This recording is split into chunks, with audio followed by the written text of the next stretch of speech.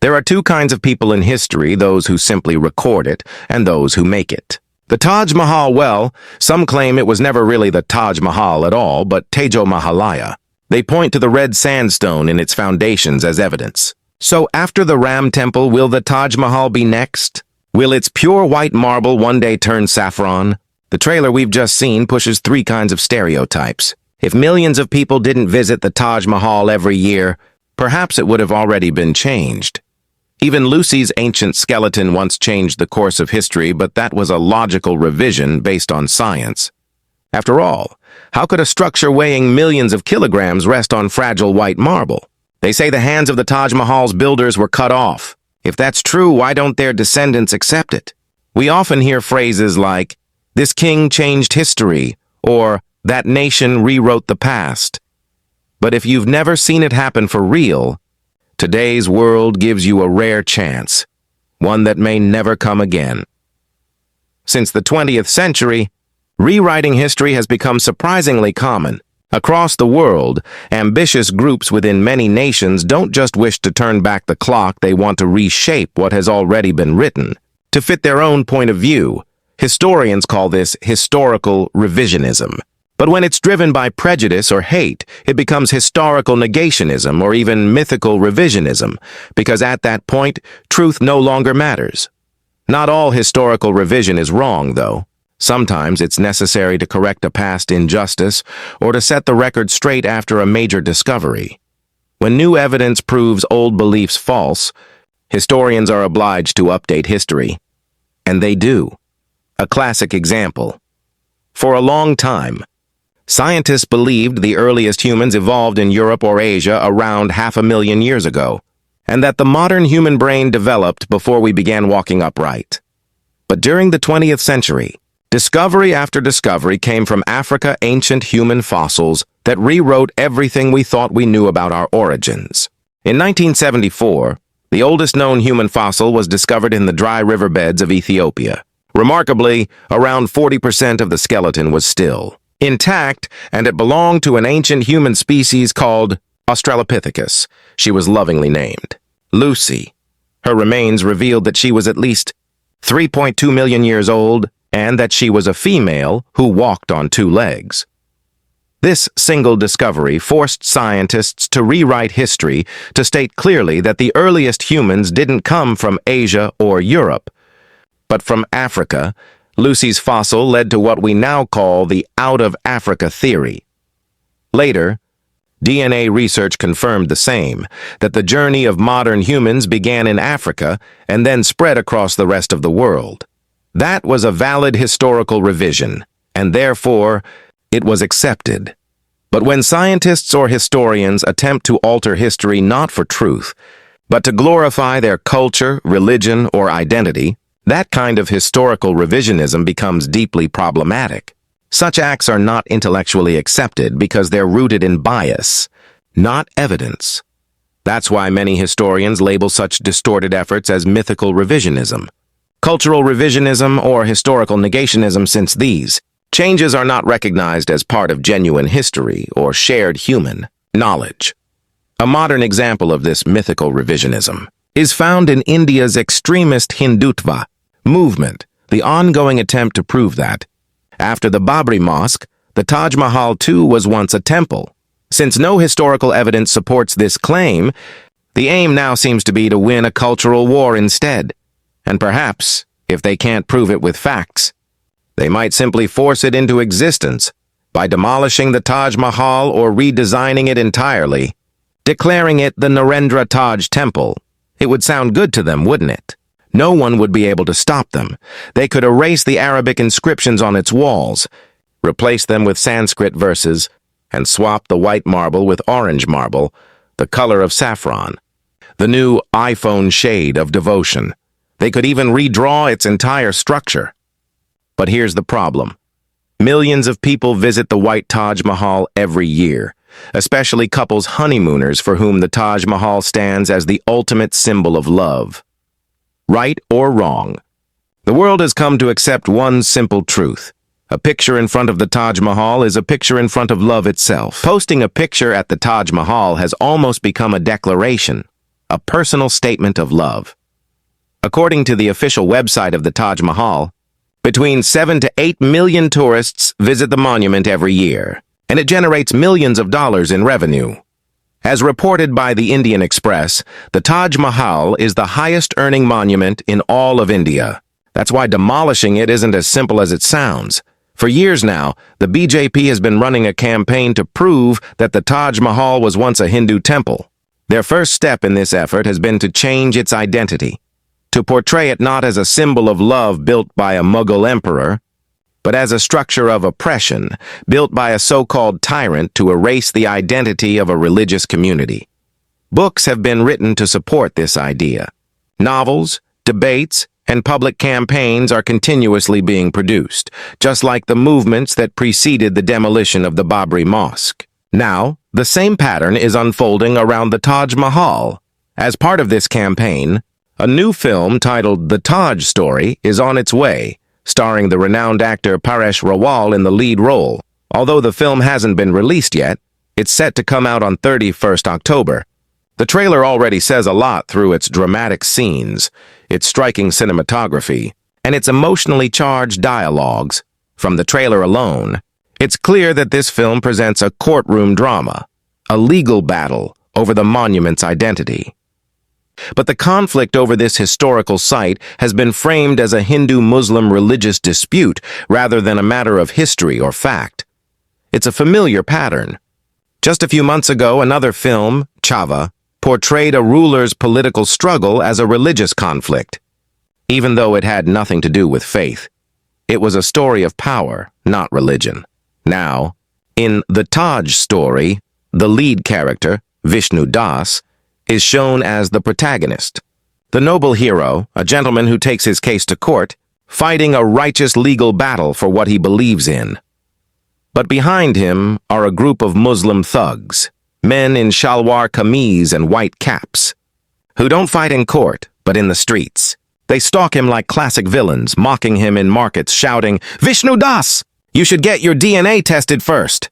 There's also a menacing gangster, an older man with a white beard and dyed hair, dressed in traditional clothes, surrounded by followers wearing caps and shalwar kameez, as he stands before them issuing threats.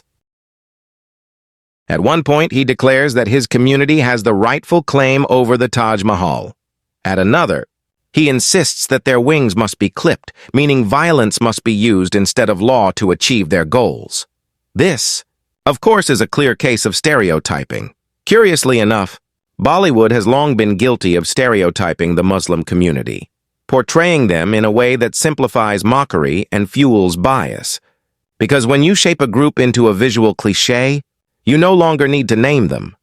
The audience just recognizes the pattern. Anyone who watches Indian cinema regularly will notice how common visual, behavioral, and cultural stereotyping has become.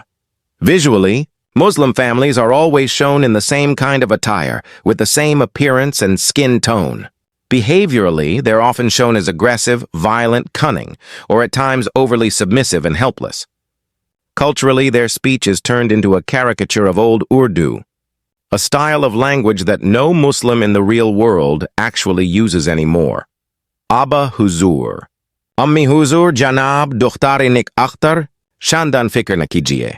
Such exaggerated phrases have long vanished even from Lucknow, but remain alive in Bollywood's imagination, because this is part of a systematic effort to demonize an entire community. In the trailer of the Taj story, the clothing, the body language, the dialogues, all point directly towards one particular religion. There's no subtlety about it. Now back to the film itself. Of course, it hasn't been released yet, but judging from the trailer, here's what we can understand so far. The Taj story has been directed by Tushar Goel, a filmmaker known for his Hindutva and BJP-aligned mindset. According to IMDb, the world's largest movie database, Tushar previously made a propaganda film about Narendra Modi called Modi Kaka Kagaon. That film received a pathetic rating of just 2.6 out of 10, not even close to passing marks. And now, with the Taj story, written and directed by the same person, we can already anticipate the narrative he might have built. Of course, we could be wrong. The actual film might turn out different. But this entire courtroom battle shown in the trailer is strikingly similar to a real case that took place in India. About 25 years ago, when the Indian Supreme Court wasn't yet heavily influenced by the BJP mindset, a petition was filed in the year 2000 by a self-proclaimed historian named P.N. Oak. He claimed that the Taj Mahal was actually built on the site of a destroyed temple called Taj Mahal. According to him, the temple had been torn down to make way for the monument. The Supreme Court of India, however, dismissed his petition outright and saying, "You have a bee in your bonnet." In other words, the judges believed he was obsessively fixated on the idea that the Taj Mahal had to be a temple, so much so that he couldn't see beyond his own theory. Oak was, indeed, a deeply ideological and self-absorbed man.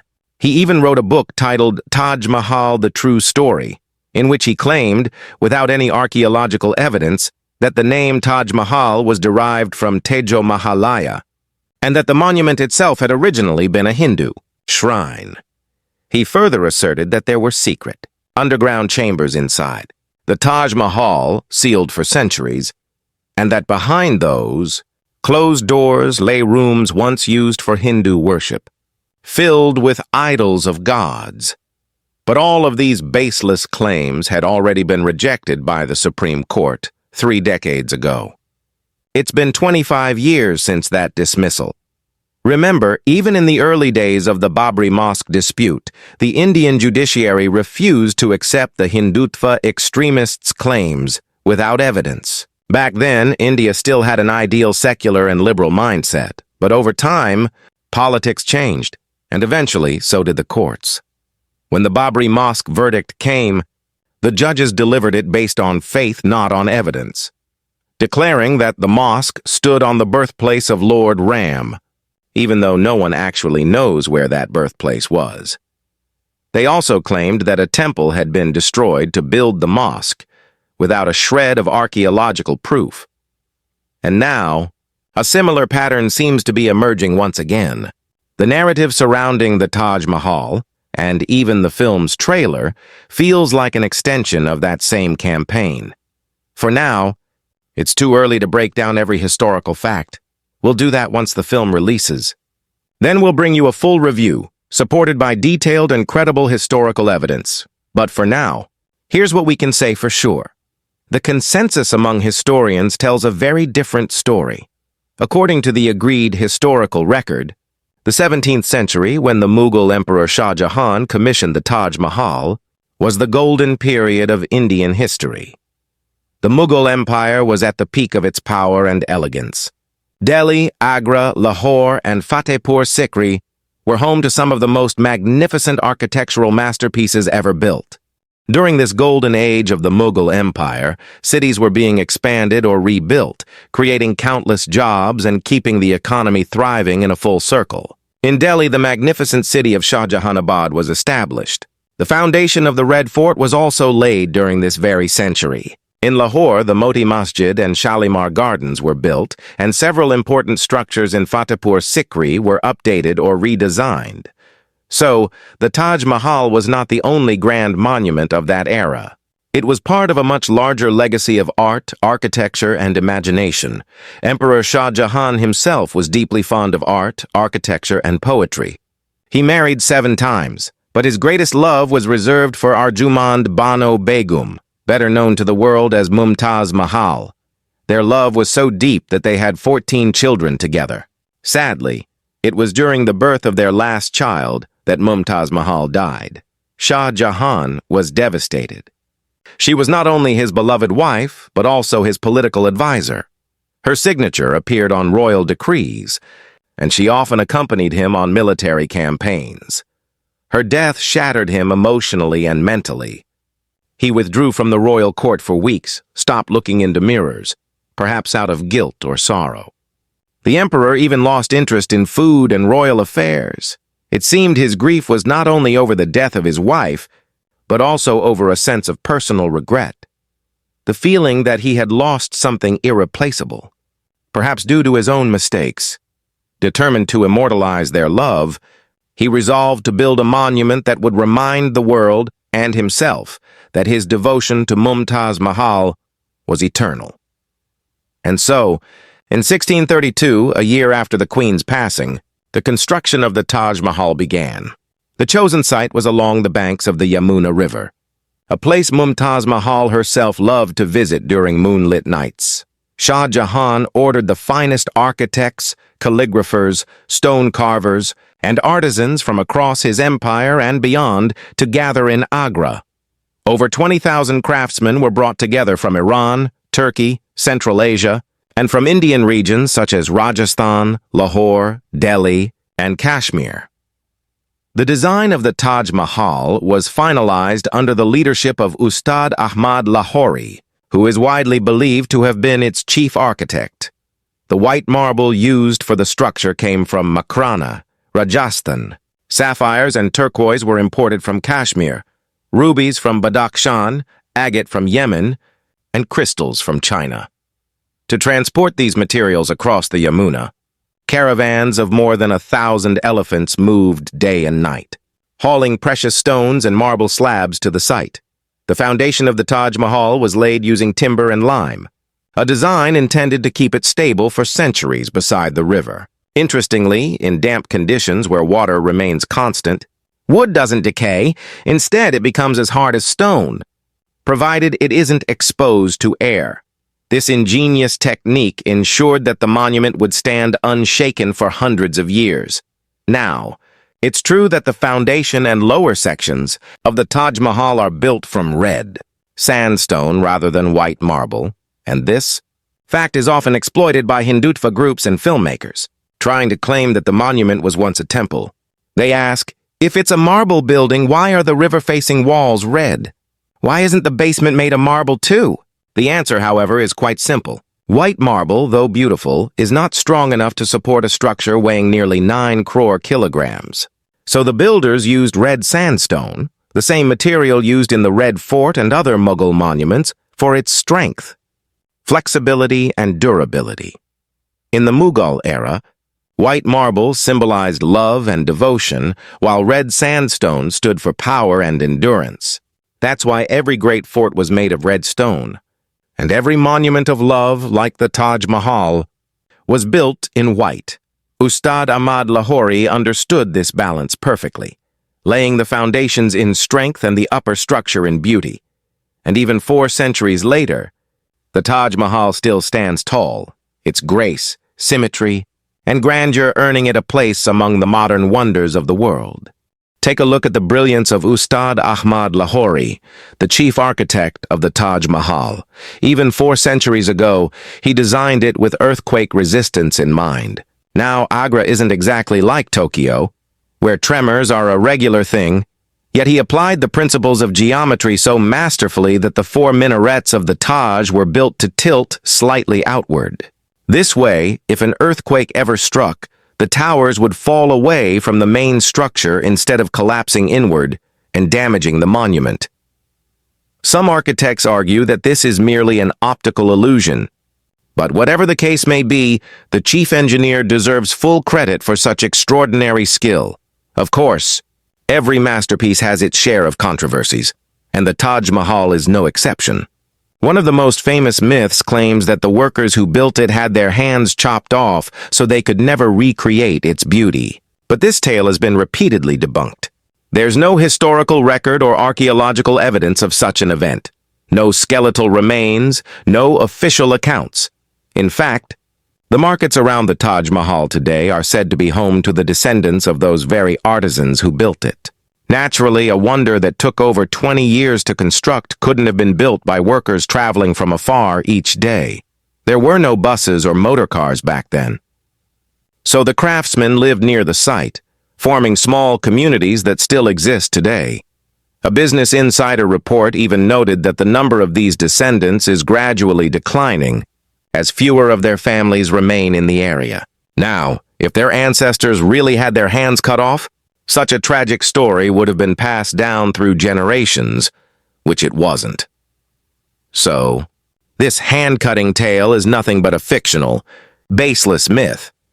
Later historians, including Percy Brown, wrote in his book Indian Architecture, the Islamic period, that the story of the mutilated artisans is entirely legendary, with no documentary evidence whatsoever. In fact, the opposite happened. Emperor Shah Jahan rewarded the engineers, stone carvers and craftsmen with royal gifts and land grants, and many of them went on to work on other imperial projects like the Red Fort and the Jama Masjid in Delhi. In other words, they were rewarded, not punished. This fabricated story is part of a broader extremist narrative that seeks to romanticize religious hostility in the region, a dangerous trend of historical revisionism, or rather mythical revisionism, that's now at its peak. And this isn't unique to India. Similar patterns have appeared elsewhere. In Pakistan, for instance, old place names have been changed. Bhagwanpura became Bhagbanpura, Krishan Nagar became Islampura, and Rambagh became Arambagh. In Turkey, the ancient Christian church Hagia Sophia was converted into a mosque, Hagia Sophia. And Israel has taken mythical revisionism to a whole new level, according to its own unverifiable religious texts. It denies the existence of 7 million Palestinians while claiming ownership of ancient lands said to have existed thousands of years ago. For example, it seeks to rebuild the Temple of Solomon, even if that means genocide, and renames the West Bank as Judea and Samaria and Gaza as Retsuat Aza. These are some of the most recent examples of how mythical revisionism distorts truth across the world. Friends, the real tragedy of our time isn't that 8 billion people now have more disagreements. It's that we've entered an age where extremism and ideological oppression have crushed reason and dialogue. Healthy conversation and logical debate are being suffocated. Under the weight of power and fear, there are countless other controversies we could discuss on this topic, each showing how extremism is rising across the region. But for now, let's wait for the release of the film The Taj Story. We still don't know exactly what details the filmmakers will show, what their rationale will be, and how they'll portray the court drama between the protagonist and antagonist. Once the film is released, we'll analyze it in detail. By the way, we've already done an analysis of another Indian film, Chava, explaining how it distorted history and built an entirely new version of it. If you haven't seen that yet, make sure to check it out. And while you're at it, don't miss our deep dives into the rise and fall of the dollar and the story of the Roman Empire, from superpower to collapse. Like and subscribe for more videos. See you in the next video.